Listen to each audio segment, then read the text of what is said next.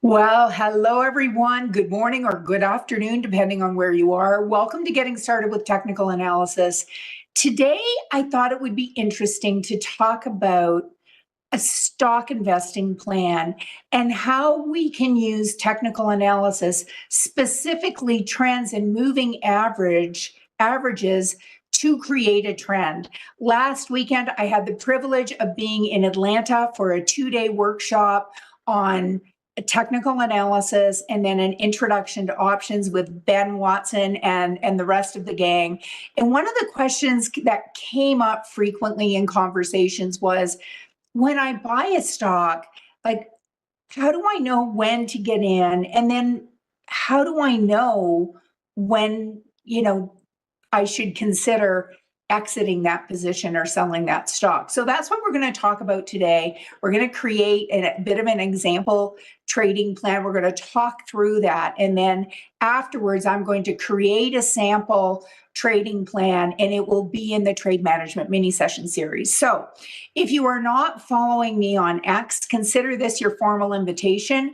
My handle is Barb Armstrong CS. We have the privilege of having the fabulous Ben Watson with us in the chat. He's a friend and a fellow coach, and was the lead presenter in Atlanta last weekend. And he'll be at all of the upcoming events throughout the year. We're hosting over 20 of those. So coming to a town near you, I'll show you how you can access those, but you'll want to follow Ben as well. His handle, Ben Watson CS. So let's get through our important information so that we can get to our topic at hand for today. Know that everything that we discuss is for information purposes only and shouldn't be considered to be a recommendation or personal investment advice. Know that when we look at options, they do carry a high level of risk and aren't suitable for all investors. We use the Thinkorswim paper money platform on the Thinkorswim desktop. And this is a brilliant place to learn, to become familiar with a trading strategy, to practice it in a place that looks like, smells like, feels like real money, but it's not. There are some nuances and differences, and we can discuss those as appropriate throughout the class. But it's a great place to learn. So paper money, it's an easy thing for you to access. Okay, so this class, we, have kind of revamped it a little bit from previous years. And today we're going to focus on what will be lesson number 2, trends and moving averages. And we've got a 9-week rotation lined up for you here. So you'll want to keep coming back because there's new information and, of course, new things happening in the market on a daily basis. So today, we're going to look at some of the basics on technical analysis, and we're going to look at trend types and moving averages and how those might help us. And then we're going to go out and look at some examples and then place an example trade. So it's important to know that price moves in trends, and a stock can really be moving in one of 3 directions, right? It can be going up, it can be going down, or it can be going a whole lot of nowhere, sideways. And the market discounts everything. So, the current price is the representation of everything that people currently know about what's going on with that stock within the market. And one of the things that technical analysis is based on is the fact that history will often repeat itself or look similar, and humans tend to react similarly in similar situations. And it's not a guarantee that they're going to react the same way every time. But, if you've heard that expression, history, tends to repeat itself. That can be a powerful thing when we're looking at stocks over the long term. And a trend reflects changes in supply and demand. And Ben talked about this on the weekend that, supply is the number of shares that are available to be sold. Demand is the number of shares, at a certain price, how many people want to buy the stock. And when we see something that is uptrending, chances are, it's because there are a lot of people wanting to buy oh, just let me get my drawing tool here. So there are a lot of people wanting to buy, and that's driving the price up, and not as many people wanting to sell. So to entice them to sell, they've got to be willing to pay more. So it'll go up. And then if it's an institutional buyers, they may want to buy millions and millions and millions of dollars worth of stock, but they don't go out and buy it all at once. They'll buy so much of their position and then let the price pull back a little bit, and then they'll go in and they'll start buying again. Now, if a stock is downtrending, and if any of you were around, when when COVID hit and all of a sudden a lot of people started selling, there was a tremendous amount of supply. So a lot of people wanting to sell and not many people wanting to buy. And so it would drop and then kind of rally for a couple of days and then drop again. So this kind of trend shows us that, the sellers are driving the price down. There are more sellers than buyers. Okay. And we've got Ben to help us in the chat. If you've got questions, I see lots of questions coming in. And one just came in from Kirk saying, is there a library of these videos? And absolutely. If you hit that subscribe button in the bottom right corner, it will give you access to that entire library. But I will also show you where it is. So just give me a couple of minutes and then we'll get there. Okay, so there's our downtrend. And we call it a rally when high demand drives the price higher. So we had a stock in this example here. Just let me get my drawing tool again. And we'll clear that off. So, we had a stock that was pulling back, and then all of a sudden we saw, what a technician might say, here was a diagonal resistance line, and it broke out, and we saw this rally, and it rallied quite dramatically, didn't it? And then it pulled back a little, and then it rallied, and then it pulled back for a couple of days, and then it rallied, and then it pulled back. So we went from something that was pulling back or downtrending to something that ended up in an uptrend.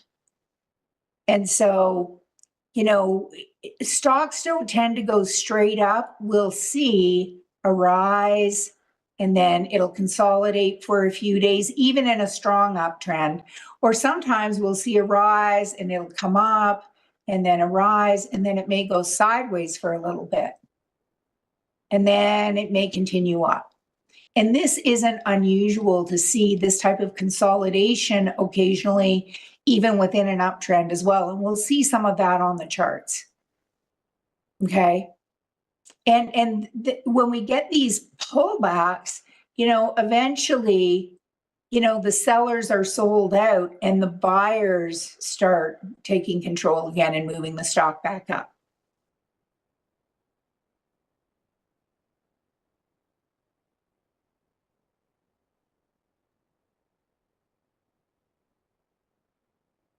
Okay, so uptrend.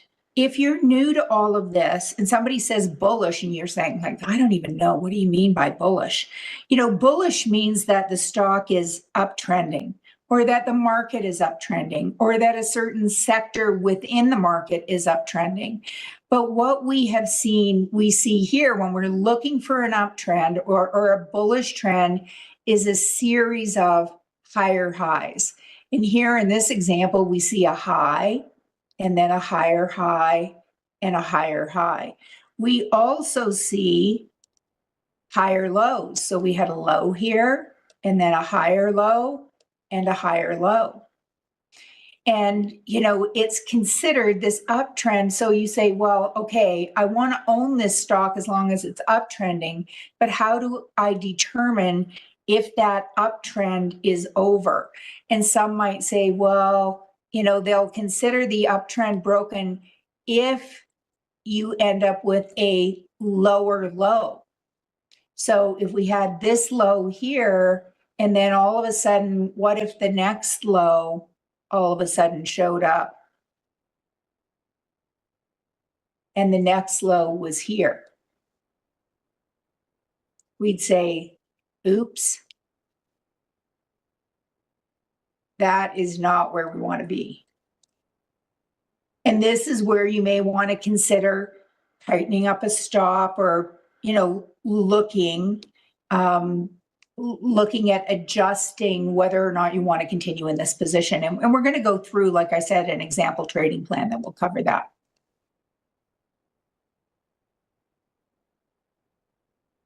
Now with a downtrend, it's the opposite, right? So we are looking at here a series of not higher highs. We're looking at a series of lower highs where we had a high, lower high, lower high, lower high. It's downtrending. And again, lower low, lower low, lower low. So it's kind of downtrending within this kind of big fat range. And when might we say, hey, might this trend be broken? Might this downtrend be changing? Is if all of a sudden we see it break above. And we're looking for it to break above and stay above. And then we might say, ooh, could this be a trend reversal pattern? And we spend a whole class talking about trend reversal patterns. So William is asking a great question. What time frame do you use when we're looking at uptrends or downtrends? Well, it depends on what type of trader you are. If you're a longer term trader, you might be looking at monthly trends or weekly trends. If you're an intermediate term trend trader, you might be looking at weekly trends or daily trends. Okay. So it depends. Like one part of your portfolio, you might want to be in longer term positions. And then you might have a section of your portfolio that you want to use to generate income. And those are shorter term trades. And, in today's example, we're going to use a 1 year, 1 day chart. Okay. Okay. So the third way, remember now we've covered it can go up or it can go down. Well, how about if it's going sideways? And when it's going sideways, and we're going to look at an example of something that's going sideways, what are we seeing then? Well, we're seeing similar highs and we're seeing similar lows. And, I'm a big drawer of lines. So I like to kind of draw lines along here. Say, okay, it's been trading in this range. And can we trade a stock that's trading in a range? Sure. We might do that as an intermediate term trend trade where, if we can see this has come down, bounced once, twice, 3 times, we might say, you know what? I'm going to buy when it bounces off of here. So I'm going to buy somewhere around here. And then when it gets up, if it starts to turn over, so when it gets up and starts to turn over, I'm going to exit. And then if it comes back down and bounces again, I'll buy it here and sell it here. Wherever, once it starts to turn over, then we would exit the position. So you could do that with a stock. You could also do that with an option, or we could do something on a shorter term, and we have a trade in our trading a smaller account on a stock called Dollar Tree. That is, a stock that is in a range and we are using options, and so when it comes and bounces down here, you could sell what's called a short put vertical. And if you're new to all of this, I will put a link into the show notes that has a series for the getting option 1 through 12. Okay. And, when it comes up to the top, we could sell what we call a call vertical that says, hey, as long as we're expecting it to stay below here, as long as it does that, we are happy campers. And with this one, we want it to just stay above here. And if it does that, then we're happy campers. But we could also use stock. Okay. Okay, so that's a sideways trend. So we've covered all of those. Somebody's taken my Canadian accent. I didn't think I had one anymore, but apparently I do.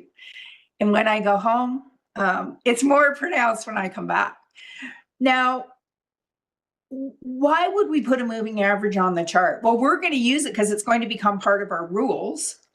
But, it can help you identify a trend. It kind of leads the eye and helps, kind of make sense of what we're seeing sometimes, so that we can just look at that trend line and we have a sense of, what we're doing or where we're going. So it can help us identify that trend. And here they put a 30 period moving average. So it could be a 30-day or a 30-minute or a 30-week, but whatever the time frame is, we can see that basically here we're seeing a series of, let me change my color. We're seeing a series of higher lows, right? And we're seeing a series of higher highs. And this 30-day moving average or 30 period moving average kind of makes that easier sometimes for us to see.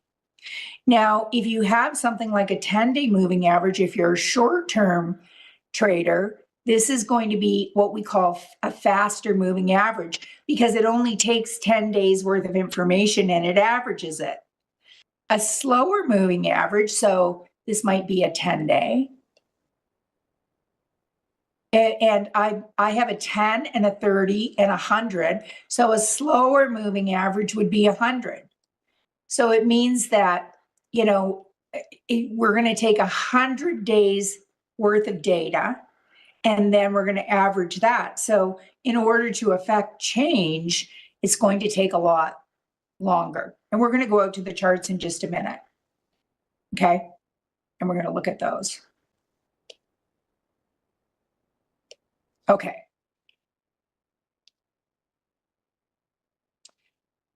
Okay, and so if you're a shorter term trader, and we do a lot of short term trades in the trading a smaller account class on Mondays and Fridays, where our goal is less than 3 months, but we often do what I call, we back the truck up and we look at the longer term. We look at a 1 year or a 2 year chart, to just see, and then we'll look at a 9-month chart sometimes or a 6-month chart, and then back it up and look at a year chart to just see if the short-term trend is congruent with the intermediate and the longer term trends.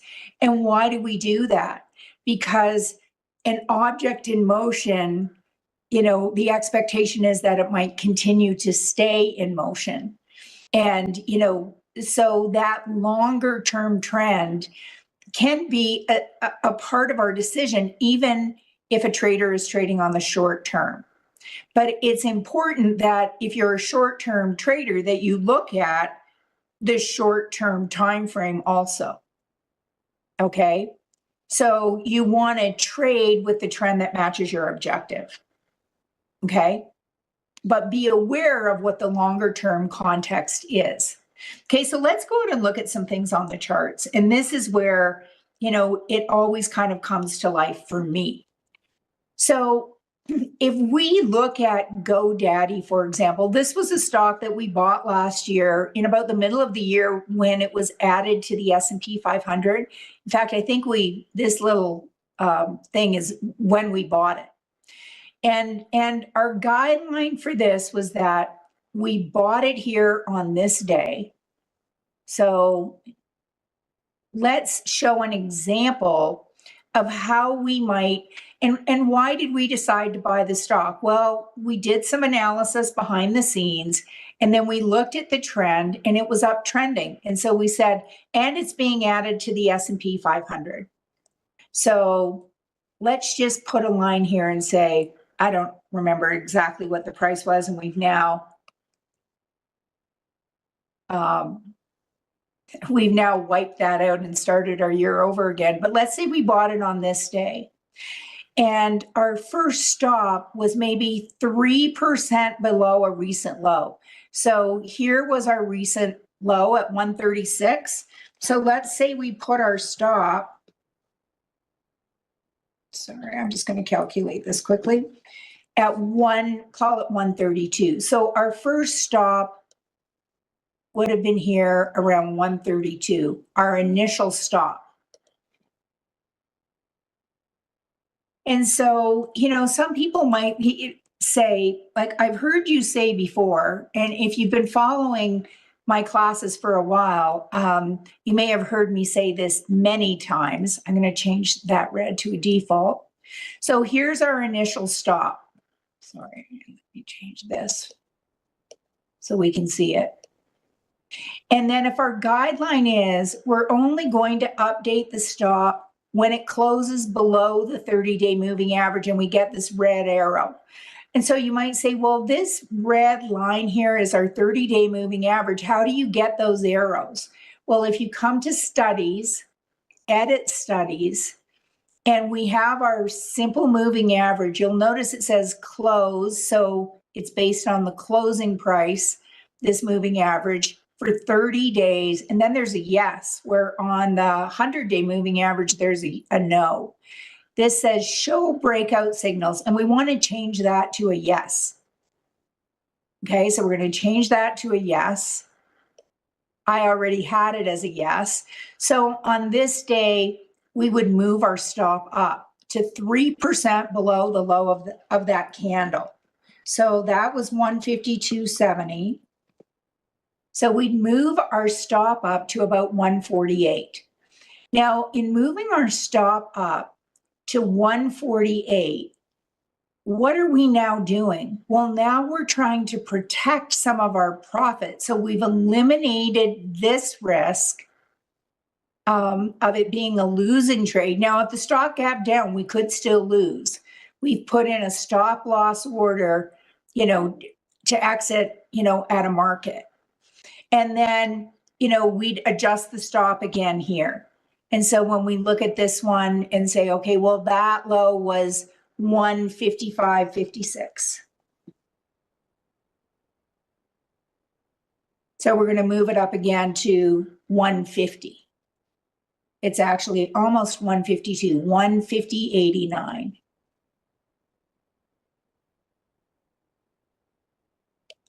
So we'd move it up again. And then, GoDaddy kind of took off, and our next red arrow was here. And on that day, the low was 195.59.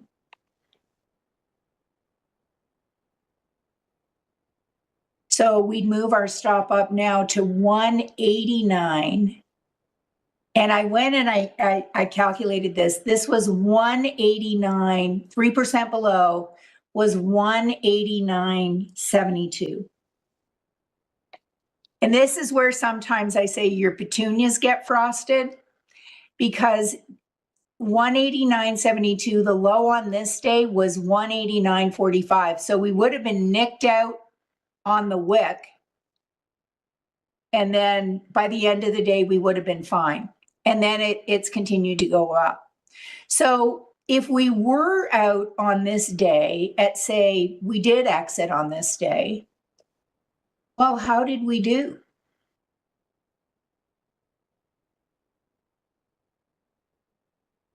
So if we did exit on that day, let's come out and we'll look at, we got in for 143, we got out for 189.72. So we made a pretty nice profit. So 189.72 minus 143.43, and we got nicked out like by less than $1, by about 40 cents. Yes, we are using the Thinkorswim. We are using the Thinkorswim platform. So in this example, we would have been up by $46.29 a share, however many shares we would have bought in this example trade. So we were up by $46.29 on an initial investment of $143.43. So what was our return on our investment?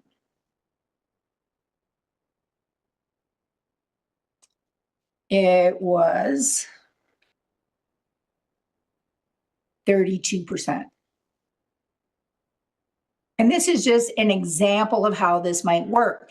Now, you got stopped out. So there's much gnashing of teeth. You're it's a heavy sigh kind of event because you got nicked out. You're going, darn it. But when might we decide to get back in? Well, you might say, when I see it cross back above the 30-day moving average. So I want to see it go back above the 30-day moving average and then maybe come back and retest and bounce. Why might I be looking for that retest and bounce? Because we want to make sure that it's a breakout, not a fake out. Okay. And so if that was the case, it crossed, it pulled back for one day, and then it moved up again. So had we bought it on this day, would we still be in? We would, but we didn't, and so now we're looking at it and it's pulling back a bit today, but is it still above the 30-day moving average? It is. And we could say, well, I only want to buy this if it goes up. It's trading at 210.51. If it goes 50 cents above that, so if it goes up to 211.51, I'd like to get in. I'd like to buy 100 shares of this stock. So could we do that? We could. Now, where might we put our stop? We might say, well, this 30-day moving average has been doing a pretty good job of acting as support, hasn't it? Like it's come down and hit it here and here, hung out here for a week or so. Here it kind of dropped below, but we actually wouldn't have been stopped out. And then it came back and it had our little dip where we got nicked out here by 30 or 40 cents. And so sometimes you could say, well, she was using 3%. For my trading plan, I'd rather use 4%. Or if it's a really volatile stock, you might want to use 5%, totally up to you. Okay. But with this one, if we put in an order and say, hey, if it goes above this high, so if it goes above 211, we'd like to buy. Now we have earnings coming up. And so with this, and the reality is, there are so many stocks right now trading so far above the 30-day moving average. I wanted to find something that was kind of just bouncing off the 30-day moving average. And so this one, fit the bill for our example purposes today. But we do have earnings coming up on Thursday and I think that most of us who look at the markets have seen stocks gap up beautifully. And we kind of would hate to miss it if it gapped up, right? Like Palantir did. But we also, might not feel so good if the stock gapped down. And so I was just looking for a good gap down example. And there's many stocks that have done that. But so what we're going to do with GoDaddy is we are going to buy a protective put. And what a protective put does, it gives us the right to sell the stock. And if we were looking at putting our stop 3% below the current moving average, it'd be at around the $200 level. Okay, so what we don't want to see happen is the stock to gap down, stop us out, and then rally, or rally by the end of the day sometimes. And then we're feeling like really annoyed with ourselves. But if we buy a put, we're in charge and we can choose whether or not we want to exercise our right. But if the stock gaps down far below 200, then we have the right, no matter what, to sell the stock at $200. Okay. And we don't need a lot of time. We just want it to take us past earnings, which is on the 13th. So we're going to come to the trade tab. We are going to look at buying 100 shares. Okay. And we want to buy when? we want to buy if and only if. Now, if tomorrow we get, a different type of candle, we might choose to cancel and replace this order. But we're going to say we want to buy GoDaddy if and only if it goes above $211. So above today's high. Okay, so save. And we want to buy a protective put at 200. So that's going to cost us somewhere just over $4. And it's kind of, I liken this to if I was to go to Europe on a vacation. Let's say I decide to go and spend a month in Nice on the French Riviera. I might want to buy myself a little coverage just in case I fall and break my arm. Now, I only need it for a month, so I don't want to buy a year's worth. I just want a month's worth. And I just want this to cover me over earnings. So I don't even need a month's worth. I only need 3 days worth. And so I'm only going to buy coverage for the time that I need. And if GoDaddy gaps up like Palantir did, and this expires worthless, am I going to be crying? I am not. Because, if I get home from the French Riviera and I haven't broken my arm and used that coverage, what's going to happen? They aren't going to give me a refund. They're going to say, well, you bought it. We would have paid for your medical expenses had you needed help, but you didn't. And I'm going to consider that money having been well spent.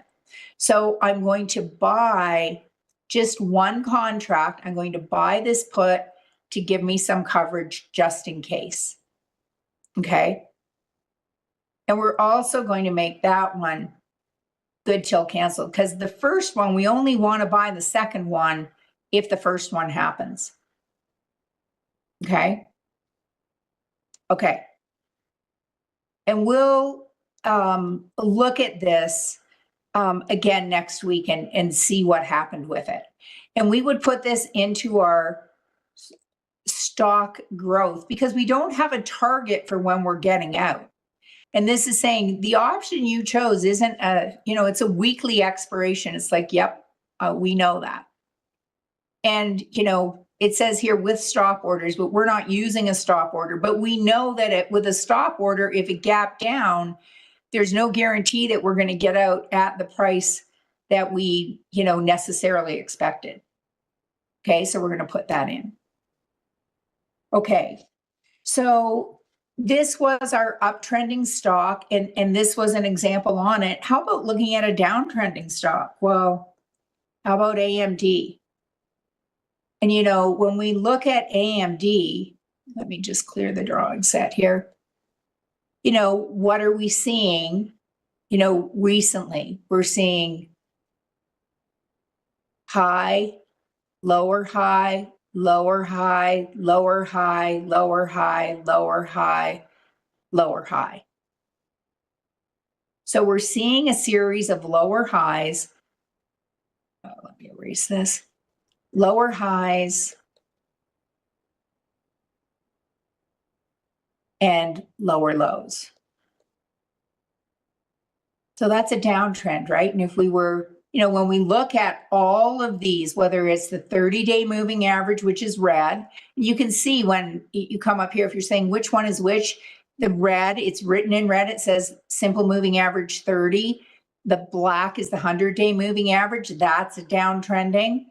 And the blue, which is the most, that's only a 10-day average, but it's falling too. And AMD is currently sitting below all three of those averages.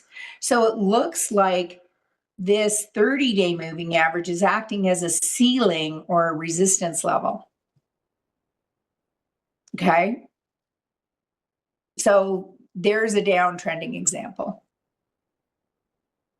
And if you start, looking at stocks, I encourage you to kind of look at, and if you're new to all of this, kind of draw some lines. And Dollar Tree, well, Dollar Tree, it was doing what? Go ahead and type it into the chat. it was downtrending, right? Yeah, we saw here a series of a high, a lower high, a lower high. Woo! Then it's like Humpty Dumpty fell off a wall, another lower high, and lower low, lower lows, way lower low. Now, what's it been doing since it hit that lower low back in September? It's been going sideways. And, are there ways we can, trade to take advantage of something going sideways? We can. And we have one of those types of trades on in our trading a smaller account. But this is where lines help, that we can see that we've had this support level or floor down here around the $62 level.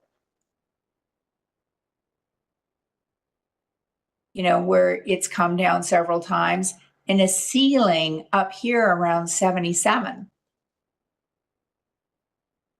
And so that kind of defines our sideways trend. Okay, now there's a couple of other things I wanted to show you because we have a lot of people who are here for the first time. And just know that if you are looking to figure this out, we meet every Tuesday at 2 o'clock Eastern, and we are linking arms as a community and figuring this stuff out together. If you want to see the entire schedule, I'm just going to bring this over here. If you come to Schwab Coaching now, some of the people that are on this, they were in Atlanta with Ben Watson and myself, and a great team that was talking about an introduction to technical analysis, which is what this is, and then an introduction to options on day 2. The next one coming up is in Scottsdale. It's March 7th and 8th. If you are interested in joining us for one of these, I'd say sign up sooner rather than later. Okay, because these fill up fast. And then Chicago is coming up March 21st and 22nd. I will be joining Ben and the gang for that one. That's a little more advanced options. And then we're in Detroit in April.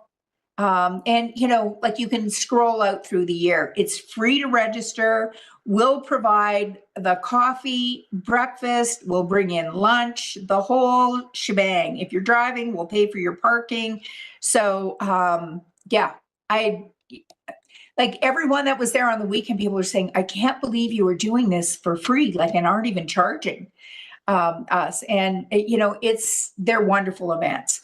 Okay, now for the webcast like this, if you're coming for the first time and you're saying, I hear Ben is a total rock star, what does he teach? You can come to coaches and then click on Ben, and you can see that he teaches a futures class on Tuesdays and a class on trading index options every Wednesday. And then Ben often fills in for other coaches when he's not on the road flying to meet up with you guys in person. There will definitely be things in Florida. Okay. But you know what? Hey, I would get on a plane and when I lived in Michigan, I would fly to Washington. I'd come to Salt Lake City. I'd drive to Cleveland or wherever I had to go. I drove to Chicago to go to classes. And it was absolutely worth it to be surrounded by like-minded people, and we were all figuring this out together. And I mean, I made friends that I still have to this day through attending those workshops. So if you've not been to one, I'd consider it if it's a possibility for you. And then in the meantime, if you're saying, hey, Barb, what else do you teach? Well, when I'm here, I teach something every day. So trading a smaller account is Mondays and Fridays. Trading price patterns, which Ben is going to teach for me tomorrow, is a companion class to that trading a smaller account. And then this class on Tuesdays, and one called After the Close, where we're pretending we've inherited $1 million and we're using some of it to invest longer term, some of it to create shorter term income. And you're welcome to join us for that too. Okay, so somebody asked about archives. And this is where, you are going to want to subscribe to this Trader Talks channel on YouTube. And if you just hit that subscribe button down below, somebody had watched a class of mine and then couldn't remember my name, took her 3 months to find us again. And so when you first come in, when you're on the home screen, it'll show you whatever is currently playing. But if you come to playlists, and I've said I'm going to create an example trading plan, where you will find that is here in the trade management mini session section. So the first two, and I encourage you to watch these, the one on the power of compounding, part 1 and part 2, and then share these with your family, with your neighbors, with your kids, or, with your grandkids. Now, my grandson is, only not quite a year and a half. So he's not watching it yet. His parents are trying to limit his screen time, but you can bet your sweet Bippy, he'll see it at some point in the proceedings. And it will be right here at the top of the blue section, which is all the example trading plans. Also, if you're newer to Thinkorswim, down at the bottom, all of these ones in turquoise are, how to customize a watch list. They're all between like 7 and 12 minutes long, and they're on how to customize a chart and stuff like that. They're just quick and easy things if you're new to Thinkorswim. So that resource is there for you to use. And then after this is done, it will be added to the Getting Started with Technical Analysis archives. And if you click on that, which is close to the bottom, you can see last week we talked about trend reversal patterns and targets and exits. We talked about flag patterns, pennant patterns, some of the basics. Ben filled in for me when I was in Maui and talked about when is a bounce, the art of the bounce. So yeah, so this is how you access that information. Okay. Now, John, I consider this to be a class on disaster prevention. And most of the coaches, kind of have that same approach. So if we come back to the charts, and I was going to walk you through an example on AMD, and if we go back and look 2 years out, AMD at one point was uptrending. And so if we had looked at this and said, and this is where, I say hope is a 4-letter word in the world of trading or investing. So if we had looked at this and said, hey, it was kind of pulling back, but it was uptrending before, I want to get in right around here. And so we would have got in maybe here. And let's kind of just look at this section of the chart. So if we had got in here, when would we have updated our stop? Well, we might have updated it here, put it maybe around here, and then updated it here. And then we would have updated it here, and we would have ended up stopped out probably on this day. Okay, but if we bought it at 111 and we got stopped out around 170, we had a nice gain. Well, what's happened to AMD since? It's spent a lot of time going down. Or if you look at Peloton, and if you remember during the pandemic, so we're going to have to go back a longer time, but this thing skyrocketed up to 170. And if you're just doing a long-term buy and hold, it went from 170. Today it's trading at under $10. And so if you have a plan in place and then you follow a set of routines where daily or weekly or monthly, depending on if you're a short or an intermediate or a long-term investor, you look at your chart and you say, should I be adjusting my exit potentially? And then you're not exiting, making decisions based on emotion, and you're not trading based on hope. Hope is a 4-letter word. Plan, that's the 4-letter word you want to use. Okay, so as we wrap up for today, I want to thank you for your attendance, for your patience. I want to thank Ben for, the questions, and there were tons of them that, he handled in the chat. I saw another question saying, are there classes that focus on when to, exit? And I know that James Boyd, he talks about entries, and then he manages the trades that he places in trading a smaller account. On Mondays and Fridays, we do the same thing. So we're looking at the whole trading process. And in this class also, we're placing trades every week, but then we're following up on those trades as well. So next week, we'll follow up on all the current positions that we have. So here's my ask: subscribe to the channel. Follow Ben and I in the land of X, Ben Watson CS, Barb Armstrong CS, and please hit that like button. It helps move this up in the algorithm so more people can find this. Oh, and there's a survey. So here's the deal. If you hit the survey, 2 questions. 1, I hated it.